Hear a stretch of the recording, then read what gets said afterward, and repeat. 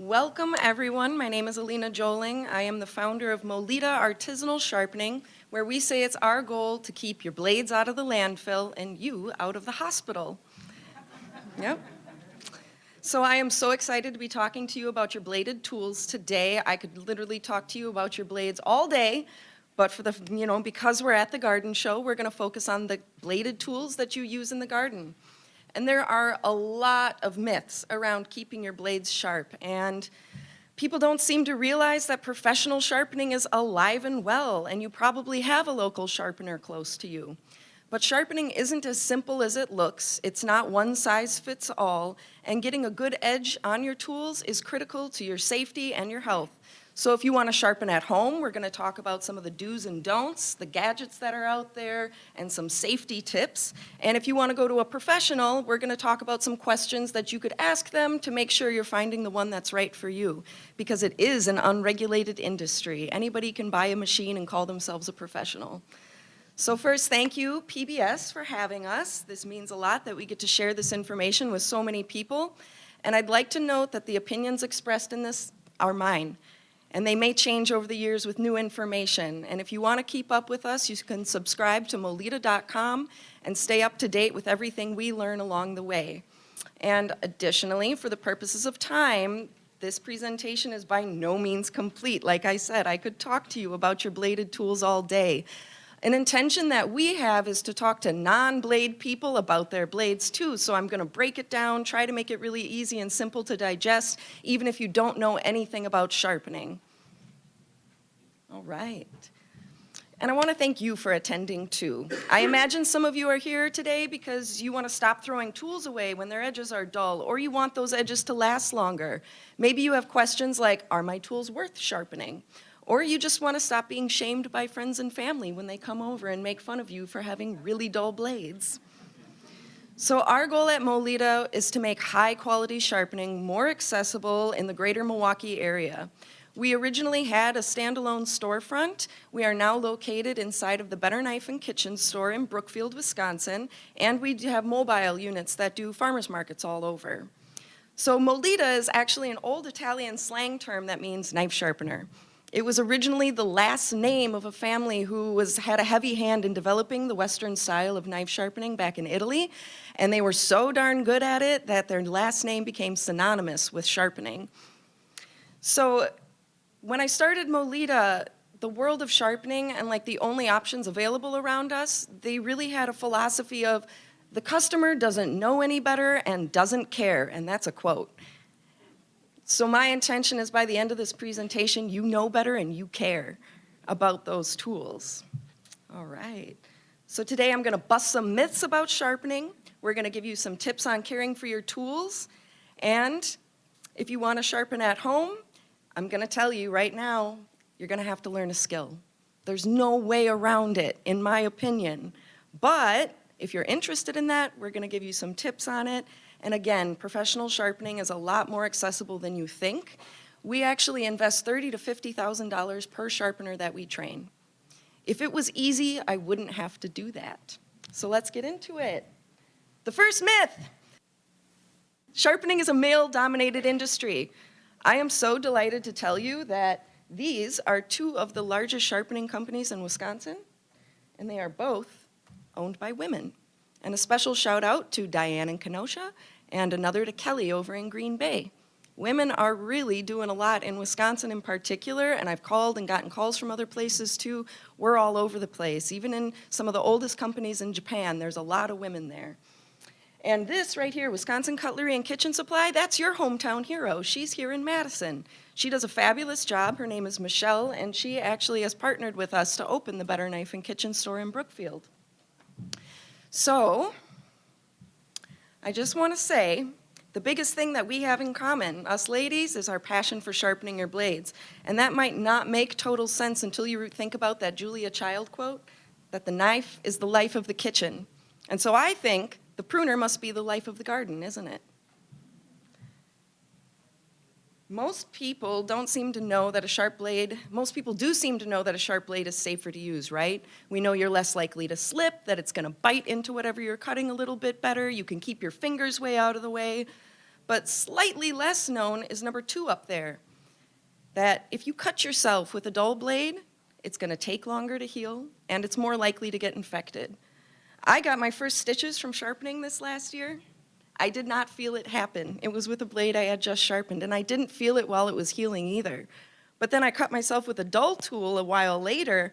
I felt that, and I felt it for days afterwards. It was inflamed, it was really tough to get healing right, and it took a lot longer. So that's another point, that just having those tools sharp, if you're gonna cut yourself, I highly recommend doing it with a really sharp blade.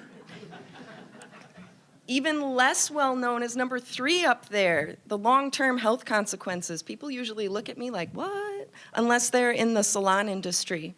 Because using tools that are dull for you, especially those bypass blades, you have to use more force, maybe a little bit of torque to get them working. Those can really cause undue stress on your hands, and the long-term consequences are going to be carpal tunnel syndrome and arthritis. Or if you have those things already, it's aggravating it a lot more than it needs to. And you're probably just making your work take a lot longer as well. So today we're going to cover, how do you know when you should restore your tools versus buy new ones? And if we're restoring them, what are the different edges on your different garden tools? How do you know to look out for? How do you maintenance those tools? And some information to help you decide if you want to sharpen them at home or take them to a professional. Because as much as we love to see you, oh, and finally we're going to have some storage ideas to help you keep those blades sharper for longer. Because while we love to see you, we don't want to see you that often, or we're not doing our jobs right. So first, let's explore some grind types. Up here I have the most basic. There's probably 50 different ways you could grind a blade. But to start, we have 2 kind of main categories. You're going to have your single edge blades and your double edge blades. Another word for that is bevel. But if I keep saying double bevel through this entire presentation, we're going to run into some issues. So I'm going to use that synonymously with single edge and double edge for this presentation. And then of those 2 grind types, there's 3 more main categories that you can have of those. We're going to have our flat grind. That's going to be the most common that you see. It's going to be on all your brand new tools that are machine sharpened. And then we're going to have the convex grind. That is in fact what Molita specializes in. The convex grind is a little harder to achieve. I have to teach our sharpeners how to sharpen on a soft surface, and that means it moves and bends and twists. We are sharpening in 3 dimensions instead of 2. But the benefit is that little bit of a curve on your blades that you see up there in the photo, there's more steel backing up the tip, so it's going to last a lot longer. And every time it's sharpened, it's going to take off less steel, which means the life of your tools are extended by a lot more as well. And it's even smoother than brand new. In fact, you can't get this edge type on a brand new blade unless we've sharpened it. There are a few manufacturers we sharpen for, just small ones like little homemade blades and stuff, but they'll send them to us to sharpen because they want that higher quality edge on it. And then you have your, I'm going to go back. And then you have your hollow grind. This is also known as a concave grind. This is really only appropriate on like straight razors. Really thin, really fine. That edge is going to be damaged easily. You only want to use it on really delicate stuff, and I cannot express deeply enough how inappropriate that grind type would be on your garden tools or your kitchen knives or anything like that. And now let's talk about a few terms you're going to need to know as I continue to chat up here. First of all, what's the difference between stainless steel and carbon steel? For your purposes at home, it's really going to be that stainless steel doesn't rust as easily as carbon steel. It's a little easier to maintain and take care of. The downside is it's not quite as hard as carbon steel. So carbon steel, that edge is going to last a lot longer. So if you can put up with babying it a little bit, making sure it's not ever wet, or that you dry it off really quickly after you wash it, always washing it by hand, all your blades washed by hand. No dishwashers, please. But that edge will last you quite a bit longer. Next, what is a burr? That photo up there is a burr magnified about 8 times. I used a little thing and I tried to get my phone in there to take a photo of it. It looks really cool, I think. It looks like a beautiful little forest. A burr can be formed in 2 ways. It can be formed from when you're using your blade, and it's going to form irregularly along the blade, sort of folding and bending in different places. And you can typically feel it if you take your finger and you run it along the edge of the blade like this, not like this, on the flat side of it, and you can feel a tiny ridge. That's when you know you have a burr. A burr is also formed when we sharpen something. And when we're sharpening something, our intention is to create a perfect burr. That when we remove it, all that's left is a really clean, beautiful edge. And then we have a swale, and I know that's a kitchen knife, but it's the best example I could show you. Because a swale, if you're familiar with the term in agriculture, it's a depression in the land, and it fills up with water. Farmers really don't like them necessarily unless they're strategically planned. Sharpeners don't like swales either. That swale is really commonly and easily formed from a lot of different sharpening processes. And it's going to typically mean for your blades that have to meet a cutting surface, it's not going to meet the cutting surface anymore. If you can imagine putting that knife on a cutting board, you're not going to be able to cut through much of anything. It's going to have like a big gap left. Really small ones, you may have them in your blades and you never even noticed. And so whenever you're cutting, and this is going to come up with your garden tools too, but if you're not going all the way through something, you might want to check for a swale. And we'll talk about how to do that a little bit too. So our next myth, my stuff isn't good enough to sharpen. It wasn't that expensive to buy, I just don't think it's worth sharpening. Well, maybe it's not, maybe, or maybe it's super damaged, and we'll talk about what to look there too. But 90% of the time, whatever problem our customers are talking about is totally fixable. And we don't charge if we can't sharpen something or we don't like how it turns out. And usually that could be because of a problem. Even if we start and we're starting to work on it, if it doesn't turn out how we like, we're not going to charge you. And that's because we might not see that problem until after we start sharpening it. It might have not been visible until then. But fact, a good sharpening is better than brand new, and it's going to last a lot longer too. Especially with our convex grind or other sharpeners who are doing that little microscopic convex grind, beautiful. So we can achieve an edge that's better than the manufacturer. So sometimes I tell people to think about it as if you are adding to the value of whatever you have. You're adding to that value. So plus, you know, some tools come with a paint coating on them, like some trowels that you might find. Almost all of your lawnmower blades are going to come with that paint coating. So sometimes customers will say, well, I could buy a new lawnmower blade for $11. We all know not all lawnmower blades are $11, but that might be the case. And even if they did, they'd still have to pay somebody to sharpen it or sharpen it themselves, because lawnmower blades, brand new, need to be sharpened before they are used. So how do we know when a tool is worth restoring versus buying new? At Molita, once again, you can just call us or text us a photo of it, and we can typically give you an assessment, but if you give it a shot too, we're not going to charge you if we don't like it. So if it's rusted, it can usually be restored with a soak.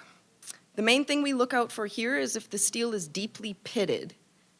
And that means it has little pits and grooves in it, because sometimes if it's too deeply pitted, as we start sharpening it, it's always going to have nicks in the blade, little chips and little nicks out of it, because that pitting will show up on the edge no matter how much steel we're taking off of it. Another thing to look for are bends and swales. Now bends can form a swale sort of as well, especially with your bypass blades. And usually the bending will come from trying to cut something too big with like those long bladed trimmers we have on the screen. So it'll twist them a little bit, and now you have a gap between your blades, and a swale can form the same thing. And so that means when you're trying to go to cut something, it's going to bend it more than actually cutting it. So that's something to look for. You can usually see it by holding your tool up to the light and closing it slowly and making sure that you can see sort of a black bead moving up along that's like blocking the light. That typically means your blades are meeting and that it's just time to get them sharpened. If there are chips in the blade, nicks, or even a broken tip, it can be broken in half, and we're going to fix it for you in about 60 seconds. It really doesn't take long to fix those things when you have the proper training. And then two is the handle intact. If your handles are broken, that's the thing that might be more expensive to fix. If you have a wood handle, even on a wood-handled knives, they start at like $60 when we repair them, and that we are one of the lowest costs on that. If you have a plastic handle, it's going to cost 3 to 4 times as much. Because plastic needs, you have to create a silicone mold, you have to pour in the resin. It's a lot more expensive of a process than making a new wood-handled blade, so something to think about when you're looking for those new ones too. And so when you're going to buy things new, a couple things you can look for. Replacement blades. And I have a tip for finding those, because sometimes you're on the website and it's really overwhelming and the description doesn't say whether or not they have replacement blades. I would recommend, no matter what site you're on, go directly to the manufacturer's website. Search replacement blades. Up are going to pop all the options of the tools that have the replacement blades. So you'll suddenly have the model numbers for everything they make that you can buy a replacement blade for, and it could save you a lot of money in the long run. And if you care about the environment, it's going to help there too. And then, let's see. This one is a little bit more obvious, but we're going to want to find more natural material parts instead of plastic. Again, because it's more expensive to replace, but also they do tend to last longer and not break as easy to begin with. And that's the great thing. You might think, oh, that's so expensive and hard to find these days. Go to an antique store. Go to a secondhand store. Some of those older tools are still in beautiful, beautiful shape, and with a little restoration, you can get them working like new. A lot of those older tools have a really high carbon content, which we just talked about, can really make those edges last a lot longer for you too. Now, if it's a bypass tool like this long-bladed trimmer up there, another little trick is to look for, some of them are riveted and some of them have bolts. And if you get one that has bolts, you can replace that if you ever need. If it gets loosened or so corroded that it won't move anymore and it's got to be forced out of there, if it's a bolt instead of a rivet, you can go to a hardware store and find a little replacement part for it as well. Keep it in working order and keep it out of the trash. And lastly, I cannot emphasize enough that your bladed tools are worth every penny. So if you are in the position that you're going to buy new, buy at the highest bracket that you possibly can, that your budget will allow.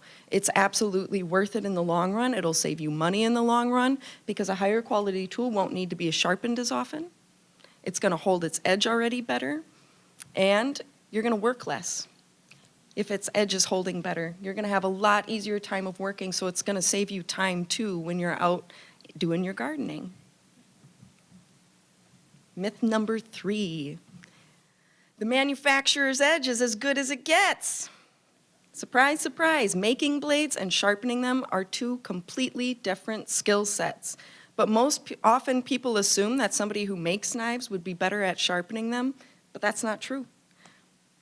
In fact, we sharpen for some manufacturers. Like I said, some people who make like small batch knives, they'll send them to us to put an edge on it.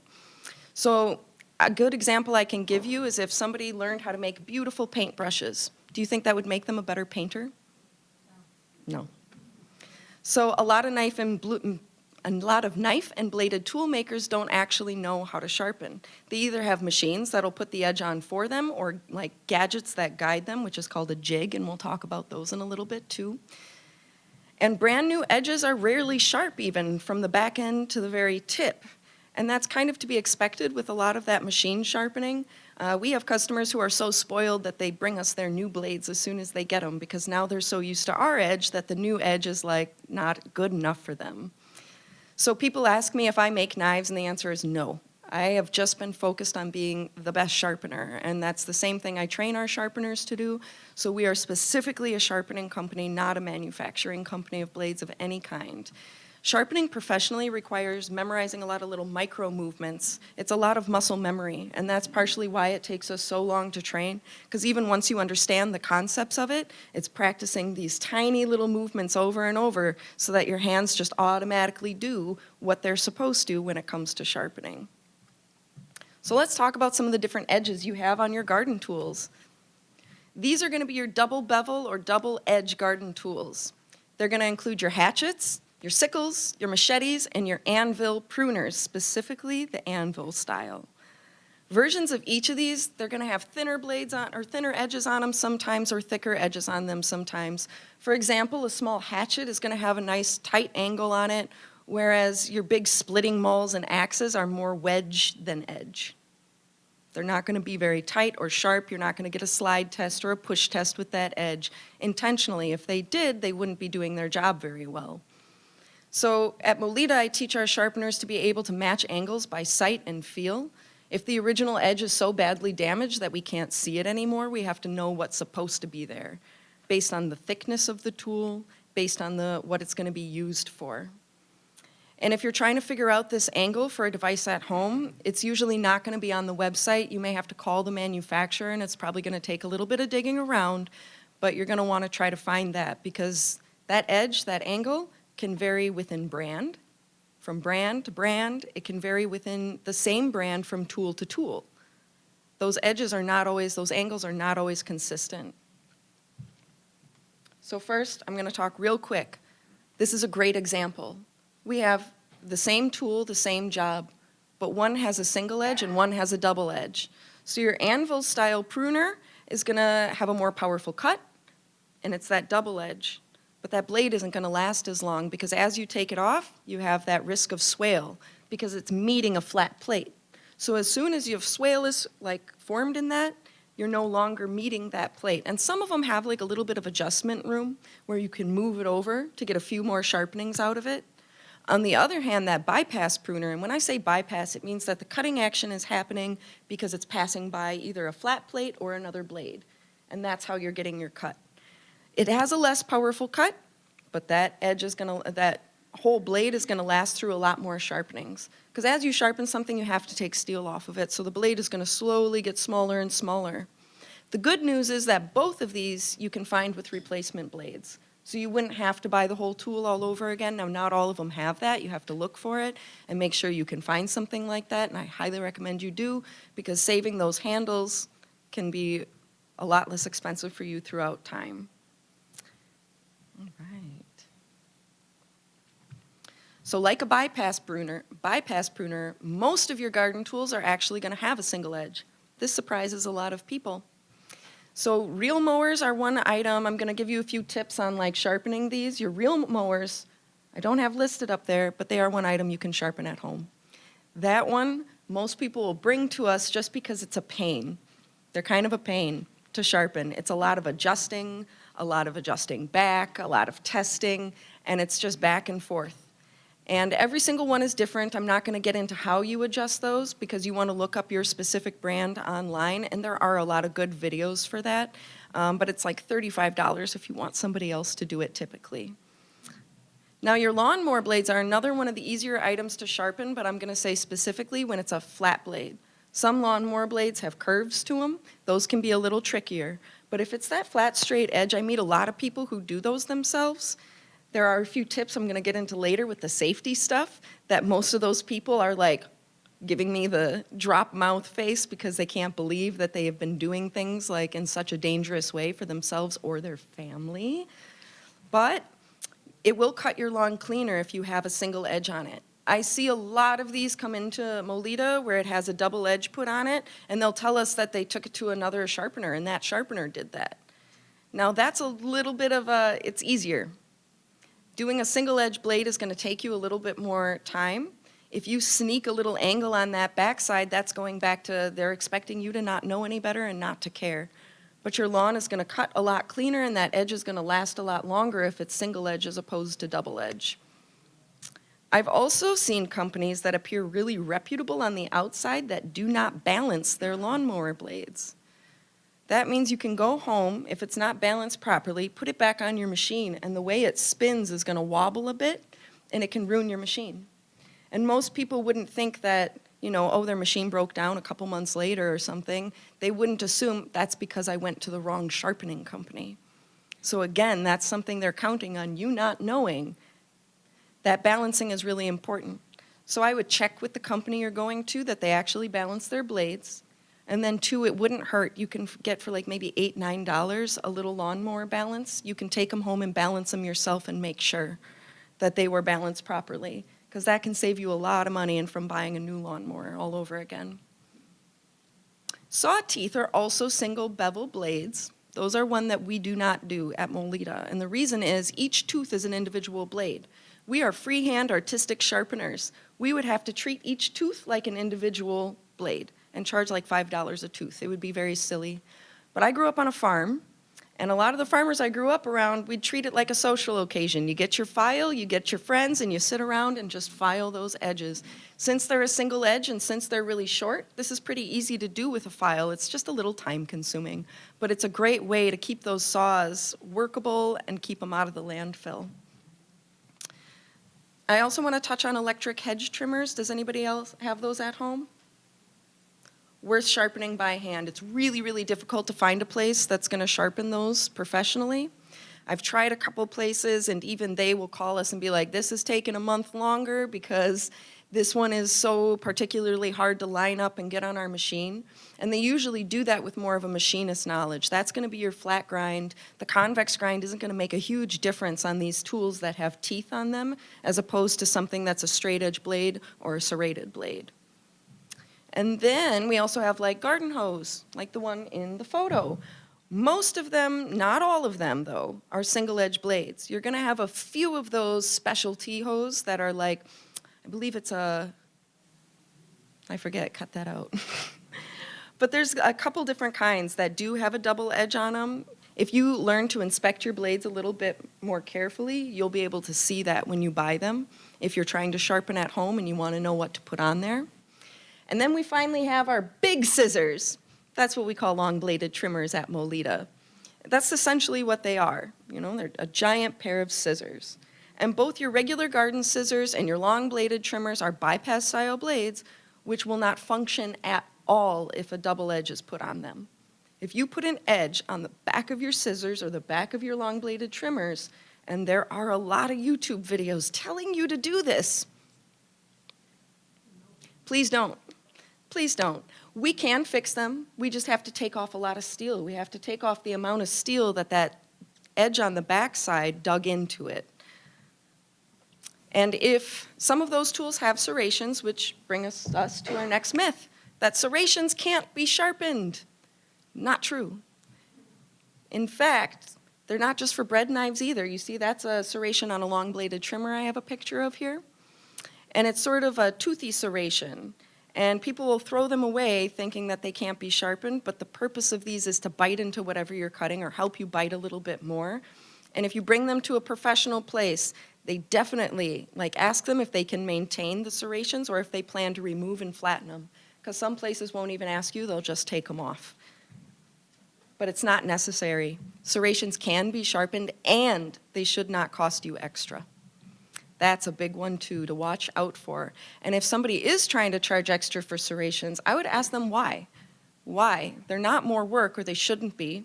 I've definitely seen some sharpeners who make them more work than they need to be, but that's unnecessary. And some places will tell you that they're filing in between each one, also unnecessary. But if they are putting serrations back on a tool, that's a different story, and that is worth paying a little extra for if that's what you're looking to get. Serrated blades are really sharpened like single-edge blades. The ones here, you're typically going to try to use a really tough buffing compound to push that burr back over so that it can be removed. But on serrated like bread knives, you'll notice they're flat on one side too. And that back side can be sharpened. Their serrations don't need to be touched until they're more fully removed. But we also see serrated blades, long-bladed trimmers too, that people decided to try to put through a pull-through sharpener.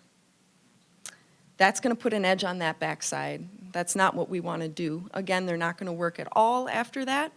So now let's talk about a few of those devices. Besides pull-through sharpeners, we're going to talk more about pull-through sharpeners. Besides those that you can use. The photo you see, that's a device for sharpening a lawnmower blade. But you see the lawnmower blade in the photo has a curve to it. So kind of the point here is that this device that costs about, I think that's a $556 machine. That's also 56 years of getting your lawnmower blade sharpened by a professional, which you do about once a year. And it's not going to be able to accommodate those blades that are curved. So sometimes when we're looking at these devices, we're going to have to ask ourselves, is this going to sharpen both my single edge blades and my double edge blades? Or do I have to get a second device? Can it accommodate curved blades? And remember, they can be curved convex like a pruner blade. They can be curved concave like a sickle. Or like the lawnmower blade, it's a curve that pops out at us. So do I have to get a second device to do all of those? Will it maintain the shape of my blades over time? For some blades, a slight swale might not matter, like in your lawnmower blades. A little bit of a swale, you're going to get away with that. As long as it's balanced properly, you're fine. But a swale in your anvil pruner isn't going to fly. It's not going to work anymore. So you have to check, is this device going to create a swale? Can I reach all the way to the back end of the blade? Does the back end of the blade have a thicker steel on it that I'm going to have to learn to adjust freehand to get it to not to straighten out and work again for me. So I personally have not seen a home gadget or device that won't put a swale in your blades. Not a single one. So what some people do who use those, though, is learn the freehand skill to just adjust the blade after they've sharpened it. Creating a swale is sometimes a natural part of the sharpening process. You just want to make sure that you can work it out independently. It is, though, the most difficult thing I teach our sharpeners to do, is to correct a swale. It's really difficult. It takes a little bit of an artistic vision. But if you enjoy sharpening like us, you can definitely learn to do so. And lastly, ask yourself, do I have to learn a skill to use this device? Because a lot of these devices, they'll claim that it requires no skill, but I'm going to argue that you do still have to learn a skill. You're going to have to learn how to use the device itself. And two, you're going to still have to learn some muscle memory movements because you're going to have to learn how to keep even pressure along the blade as you're pulling it through whatever device, and to keep the angle exactly the same, because a lot of those jig devices that are going to hold it at a certain angle have a little give to them. So you're still going to have to work within that. So if this has already felt like a little bit of an overwhelming amount of information, let's bust another myth. Pull-through sharpeners! Okay, so these are the worst and the most common device, the pull-through sharpener. They are the absolute bane of professional sharpeners' existence. The most damaged blades that we see come into our shop, the answer is always the same. They say, I don't know what happened. I was using my pull-through sharpener. It seemed to work pretty well for a while. And then one day, one pull, it went thunk, thunk, thunk, thunk, thunk. And when I pulled it out, it looked like this. And these are just two little examples that we have, but we see this all the time. And you can see that scissors has an edge ground on the back side of it. That's when we pulled apart so we could get a good picture of what that looks like, but that went through a pull-through sharpener. So I have a hypothesis, and if you want to read more about this, there's a whole blog article on molita.com. But I have a hypothesis that they seem to kind of work at first because they maybe are removing that burr that you have on there. But as soon as it really starts to try to remove any steel and create a new edge, your angle is slightly different, your pressure is different along the blade. So what I think is happening is that it's deteriorating the blade in different parts until one day, one pull, it's going to break out big chunks of your blade. And I've seen them even deeper than the example up here. A lot of that damage is going to happen on that back end of the blade from when you're first starting to pull it and where the blade starts to curve, because that's another thing you have to learn to do if you're going to use like a jig-assisted style. I recommend staying away from the pull-through style, even if it's there's a professional version that's like two giant wheels that spin and pull. That is more likely going to be creating a hollow grind, which you don't want on these garden tools anyway, but it still will create that swale, and it still runs the risk of maybe breaking some chunks out of your blade. So while pull-throughs are responsible for the most chipped up blades we see, I really, like I said, I haven't seen a home device that isn't going to create those swales. And even jigs, which are considered a more professional option, will create swales as well. So we talked about how it's really difficult to keep an even angle with those pull-through style sharpeners. What about devices that lock the blade in and are at an intended angle for sharpening? They're jigs, and they come in many styles. Some will affix to a whetstone, some will affix to a grinder, others will affix to a file that you can push along the edge. So you still are going to have to do your research about what types of blades you have and what angle to set that jig at. These are like a more advanced pull-through sharpener and are less likely to deteriorate your edge, but they will still create swales. So you'll still have to learn some freehand skills to correct those. And for the record, that is, again, the most difficult thing I teach our sharpeners to do. And I repeat that because those of you who want to learn, please be patient with yourselves. It is really difficult to do. In my opinion, though, you would be better spent just learning to sharpen freehand than any of these assisted devices. If it's something you're interested in, you're going to have to invest more time and more money, probably similar amounts, to learning to use that jig properly than you are just to learn it as a freehand skill. So our next myth is that sharpening is easy. And here we have another home attempt that put an edge on the back of their long-bladed trimmer. And there are about 10,000 YouTube videos and another 1,000 sharpening gadget manufacturers who really want you to believe this, that you don't actually have to learn a skill, just buy another device or like their video. And sometimes people send me these videos because they know they make me scream. I just turn into a Muppet when I'm watching them. I saw one while doing research for this class that told you can use an egg to sharpen your tools. It had almost 1 million views, and people commenting, "This is great information, thank you so much." I saw another one that had another 1 million views, and it was a guy literally telling you, go ahead, put a 10-degree angle on the back of your scissors. Use a file to do it. And people were like, "Thank you so much for this information. This is why I am here." And I am so glad I'm sharing this with you, because I cannot stress that enough. I've said it about 3 times. Do not put an angle on the back of your bypass blades. They need to meet flat. I don't even know where to start with the suggestions that you cut tinfoil to sharpen these blades. I can't. So really, some items are easier, but sharpening is an art form. And chances are, if it's easy without practice, it's probably not good for your blades.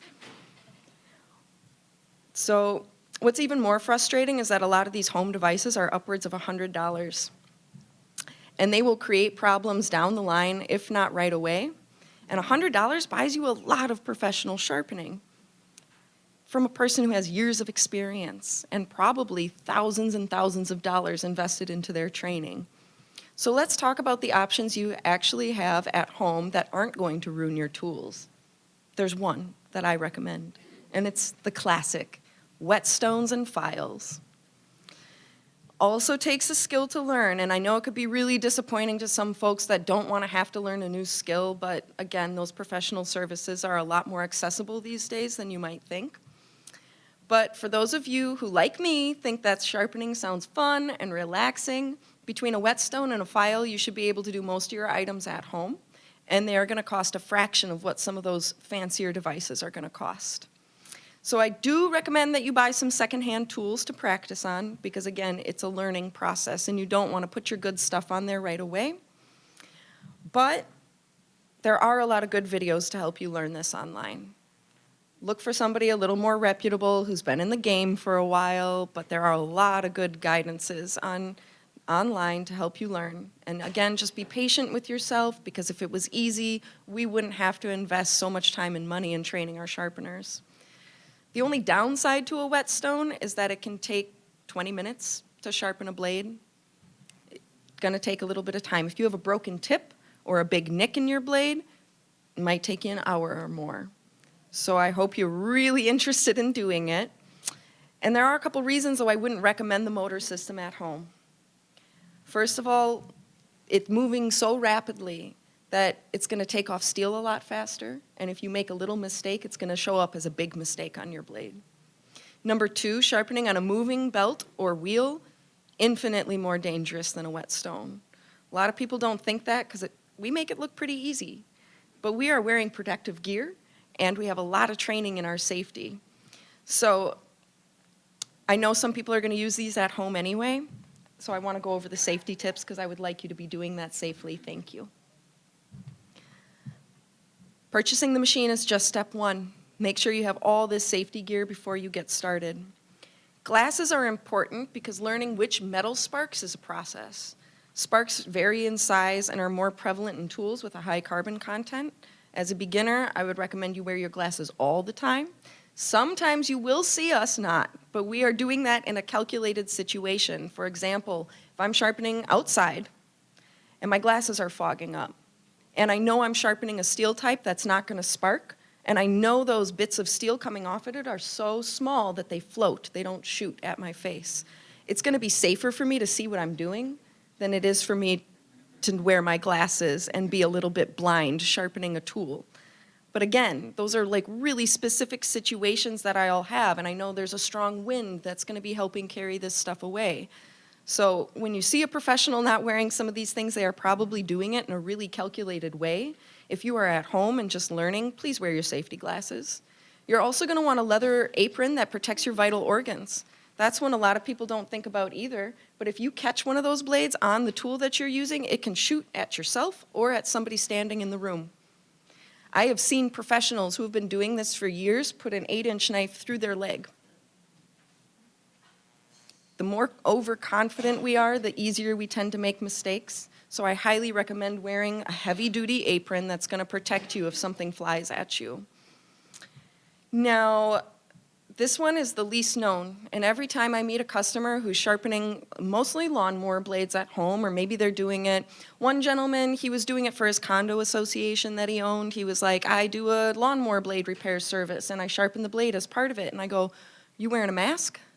He goes, no. I go, you got a dust collection system? He goes, I got a woodworking dust collection system. I go, oh no, you got other people in your house?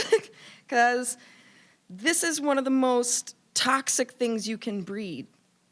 Dust particles from metal are about 1 micron big. That's about the size of a germ. They are 10 times to 30 times smaller than a woodworking particle. So if you're wearing a woodworking mask or using a wood dust collection system, you're not keeping yourself safe, and you're not keeping anybody else in the house safe either, because those little particles are so light that they will travel. They will go throughout your whole home. And you have the extra sort of wind that's being created from the machine running that's really going to send them out all over the place. And because they're so small on top of that, if you're just wearing a mask while you sharpen and you take it off afterwards, those tiny particles take 24 hours to settle.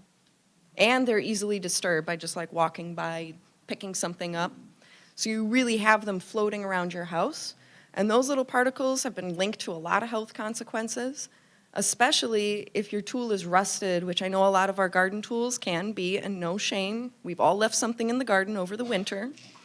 But those rust particles have really been shown to be linked to certain types of cancer too. So just please watch your air quality. But this is something that deceptively too can make your home sharpening a lot more expensive than you expected, because a metal dust collection system is a lot more expensive than a woodworking dust collection system. And some of the least expensive ones I've seen were somewhere around $600, $800. One of the most smaller ones for us to use in an industrial kind of way was $1,200. That's on the really low end of it. You can get up to $33,000 for like a big HVAC system or something too. So really, really tiny particles, really easy to kick up. And another thing, if you are sharpening on a grinder and you've done woodworking projects on that grinder too, you could start a fire by now doing your metal working on there as well.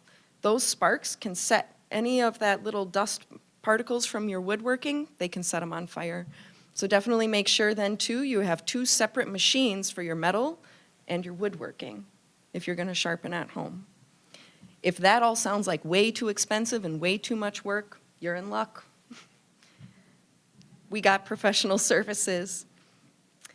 But I'm going to tell you, these are some questions. First, questions you can ask yourself, then questions that you can ask the sharpener you're trying out, and finally, red flags for those sharpeners you might be trying out for the first time. So questions to ask yourself, what items are you bringing in? Not all sharpeners sharpen all items. You might have to go to more than one place. Like we don't do saw teeth, but we'll do like knives, gardening tools, and scissors all day long. And that's because like saw teeth you want to do on a machine, it takes more of a machinist knowledge, and you might not want a person with just the machinist knowledge sharpening the things that are a little bit more artistic in your home. So I would ask them too if they're using like a jig, because hair shears in particular, you might want somebody to use a jig on, but hair shear sharpeners are rarely going to be garden tool sharpeners as well. So definitely ask them, what tools do you all sharpen before you go so you can collect them up around your home? Are you comfortable going to somebody's home, or would you prefer a storefront style?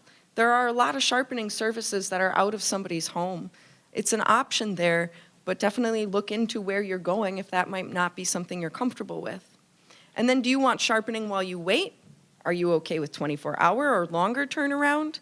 And turnarounds, periods can drastically vary between different businesses.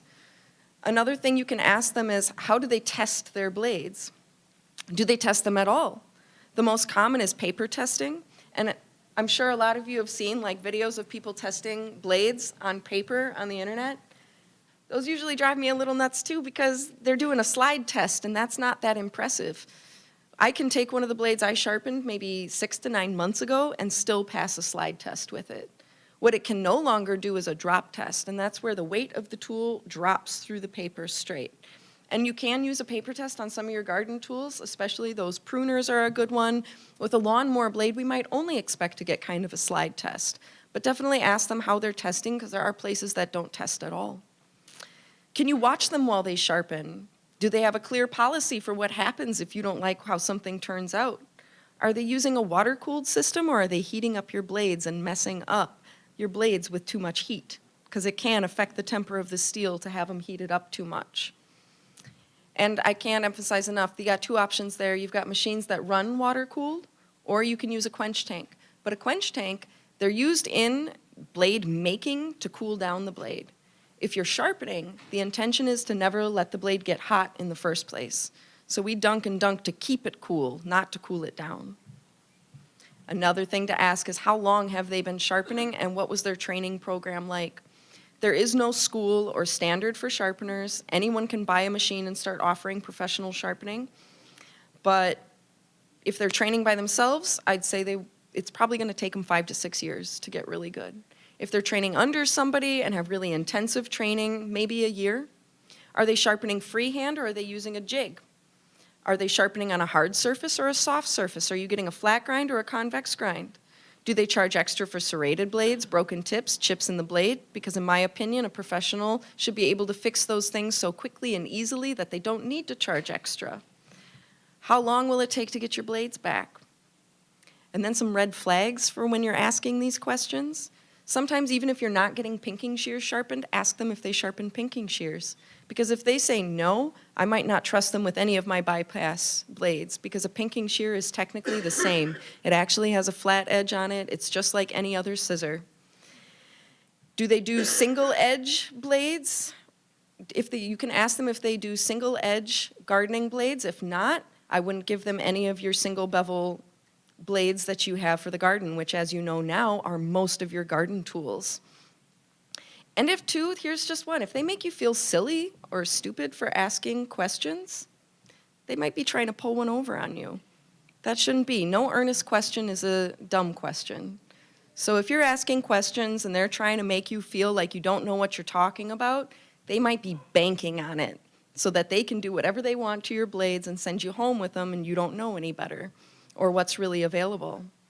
And lastly, what kind of information do they either have listed on their website or are they answering their phone really quick? Because I've definitely called places where I've had big jobs where I'm like, hey, I want to support another company. We can't handle this much work right now. And I've called places and left them voicemails, left them 3 voicemails, never gotten a call back. So before you go drop yourself off someplace, make sure that they're communicating with you clearly too. All right, we're almost there. Storage ideas. This is so you can keep those blades sharper longer. One of my favorite that I learned growing up is to take a container and you're going to put some sand in it. And then on top of it, you're going to put oil in it. Now I suggest putting this container where it's going to live because it's going to be very heavy. You could do it with a small container though, like the one you see on screen. You could do it with a big 5-gallon bucket. That oil is going to really help prevent the rust and corrosion, and it can help keep your blades shut as you have them in there. You could also use, if you ever had like one of those shoe containers that hangs on a door, that's a great way to keep your tools nice and dry and off the ground. And by storing them in there, you can put your smaller hand tools in one of those. Really excellent way to store them. You can also, instead of going and buying some fancy system to hang your tools on, just use some screws or some nails. Put them close enough together, you can hang your items on the wall upside down. And then this one, also a little less well known. So after you use those tools, every single time I want you to oil them, but I also want you to sanitize them. That's something that can really help prevent the spread of disease between your plants. And by oiling them, you're going to help prevent that rust and corrosion. Because usually from working out in the garden, you know we have a little damp, we have a little dew. It's going to probably leave a little bit on your blades. But it's important when you're sanitizing those blades, do not use bleach. Bleach will corrode metal. It can start rust process a lot faster if you use something with bleach in it. So stay away from that. Make sure whatever sanitizing solution you're using is bleach-free. So I really hope that having this information makes you feel motivated to make your tools last a lifetime, which they can, or at the very least reminds you that sharpening is alive and well, and that you don't have to throw away that next pruner you accidentally left in the garden over the winter. So I want to say thank you, stay sharp, and I'll take questions in the hall for those of you who have them. Thank you.